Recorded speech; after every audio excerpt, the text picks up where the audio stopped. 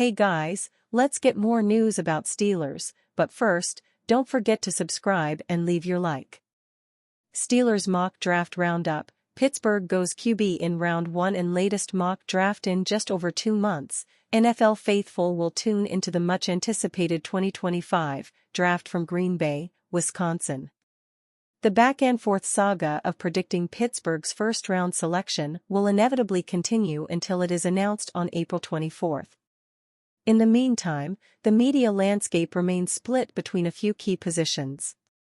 The Steelers' main needs lie at WR, DL, RB, and CB, positions that have primarily occupied projections for a month or so.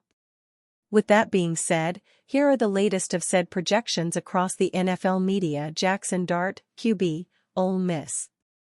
Field Yates, ESPN.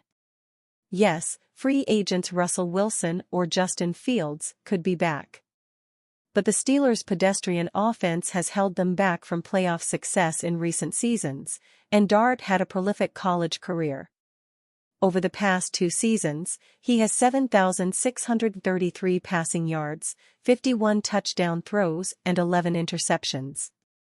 He's a capable thrower to all levels of the field and has enough mobility to operate outside the pocket and on the run. Dart also took advantage of Senior Bowl week with a strong showing in front of Pittsburgh coach Mike Tomlin, who was on the field at each practice. This projection represents a big rise up the board from where Dart currently ranks outside my top 32, but quarterbacks always have a chance to climb given positional value. Keep an eye on Dart here as we get closer to April. Emeka Egbuka, WR, Ohio State. Jordan Plocker, PFF. No matter who is behind the center for the Steelers in 2025, the team needs help at wide receiver. Egbuka had 2 1,000-yard receiving seasons at Ohio State, and while he primarily lined up in the slot, he has shown he can play outside, as well. Kyle Dvorchak, NBC Sports. Pittsburgh can't run it back with George Pickens and a cast of NPCs at wide receiver this season. Pickens, who is entering a contract year, went for 352 more yards than the Steelers' WR2 and over 600 yards more than their WR3. That was despite missing 3 games. Egbuka's ability to navigate the middle of the field and create easy completions is the perfect complement to Pickens' splash play style. Luther Burden III, WR, Missouri. Ben Rolfe, Pro Football Sports Network.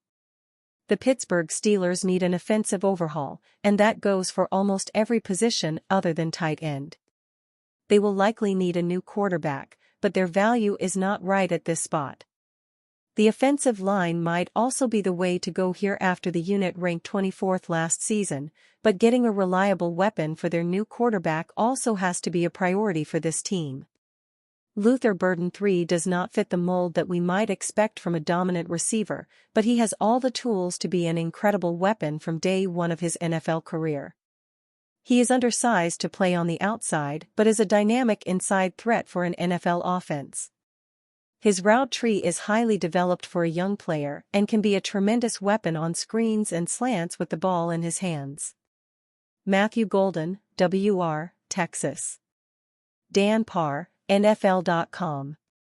Whoever is taking snaps at quarterback for Pittsburgh next season could use an upgraded receiving core. Golden can be the big play complement to George Pickens that the Steelers have sorely lacked. Josh Edwards, CBS Sports. There has been some scuttlebutt that George Pickens has worn out his welcome in Pittsburgh and could be on the move. If that were to happen, then a predominant slot receiver is not going to help the offense as much as a player like Matthew Golden, who has the potential to stretch the field. Joe Klatt, Fox Sports. I'll be honest, I have no idea where the Steelers should go. They could use help at many position groups. Who knows what they'll do at quarterback, but they need another wide receiver. Golden really made the most of his 1 year at Texas, making some huge plays in the CFP to help the Longhorns reach the semifinal. Benjamin Morrison, CB, Notre Dame. Sam Russell, Bleacher Nation. Pittsburgh needs a quarterback, but there isn't anyone talented enough for them to take at number 21. Besides that, the Steelers need to find another option in the secondary to team up with Joey Porter Jr. Benjamin Morrison is a tough and physical press corner who flashes good timing while being a solid tackler.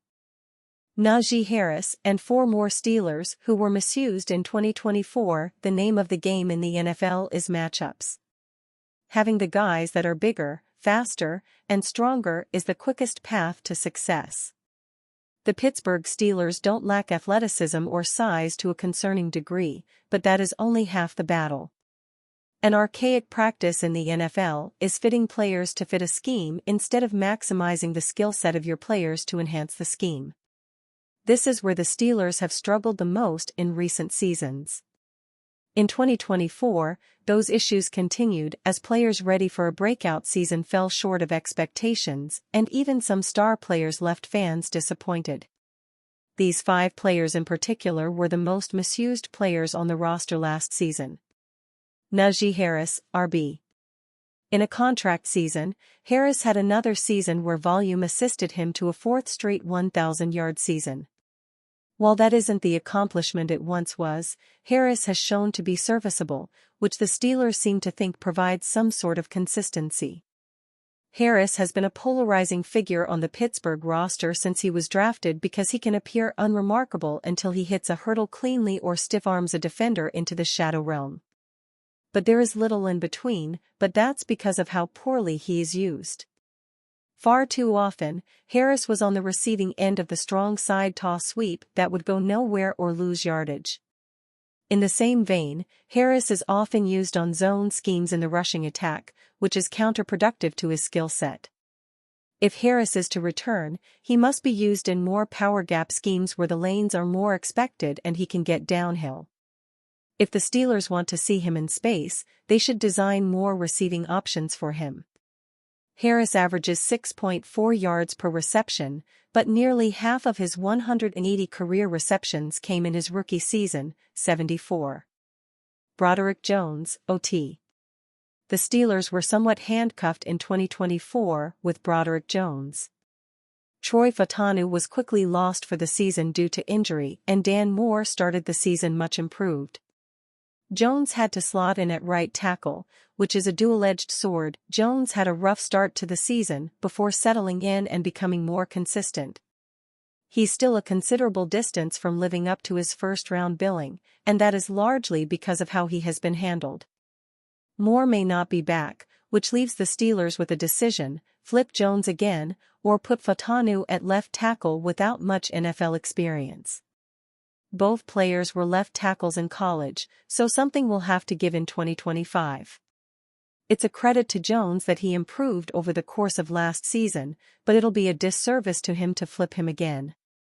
In the same breath, it's a disservice to him to play the right side when he's a raw talent with more comfort on the left side. The Steelers are damned either way because they've misused him for 2 consecutive seasons. Cameron Sutton, CB. The misuse of Cameron Sutton has more to do with his usage, period.